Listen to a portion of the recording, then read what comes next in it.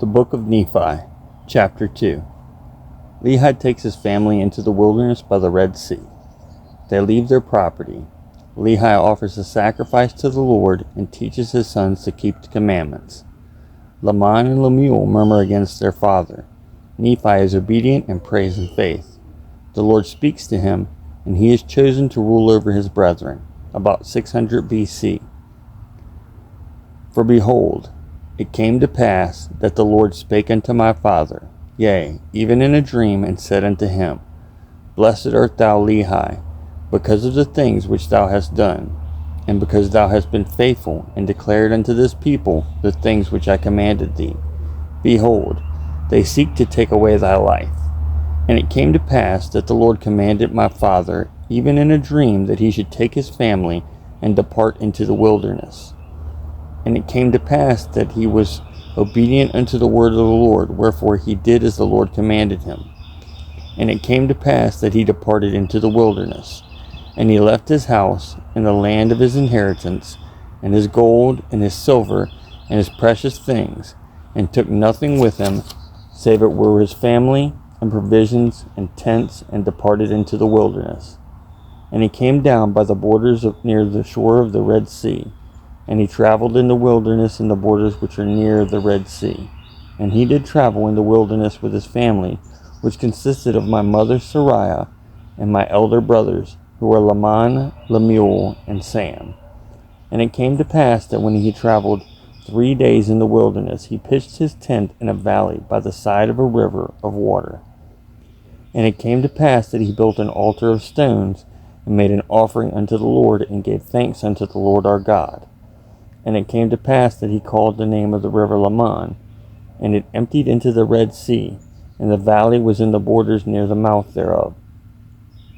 And when my father saw that the waters of the river emptied into the fountain of the Red Sea, he spake unto Laman, saying, O that thou mightest be like unto this river, continually running into the fountain of all righteousness.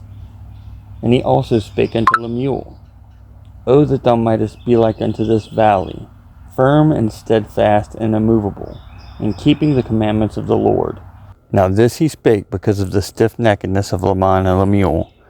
For behold, they did murmur in many things against their father, because he was a visionary man, and had led them out of the land of Jerusalem, to leave the land of their inheritance, and their gold and their silver and their precious things, to perish in the wilderness.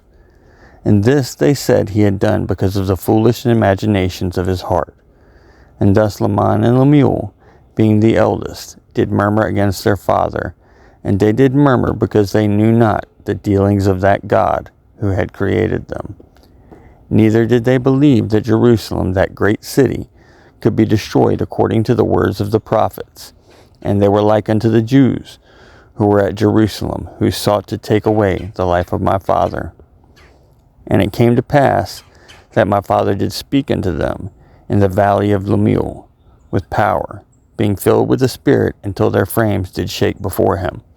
And he did confound them, that they durst not utter against him, wherefore they did as he commanded them. And my father dwelt in a tent.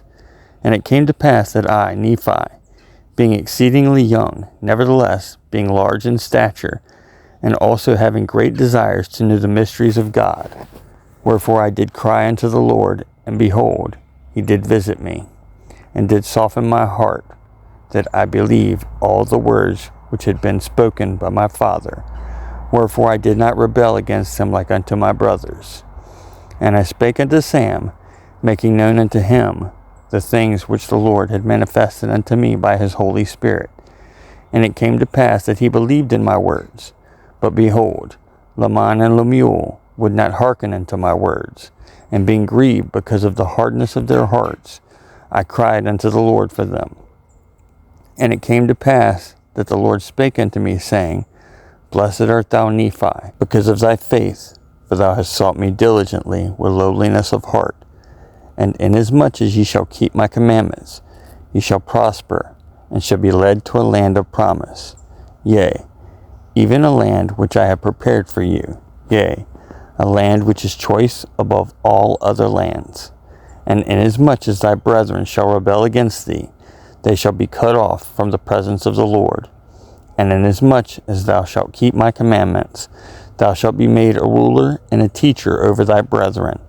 For behold, in that day that they shall rebel against me, I will curse them, even with a sore curse, and they shall have no power over thy seed, except they shall rebel against me also. And if it be so that they rebel against me, they shall be a scourge unto thy seed, to stir them up in the ways of remembrance.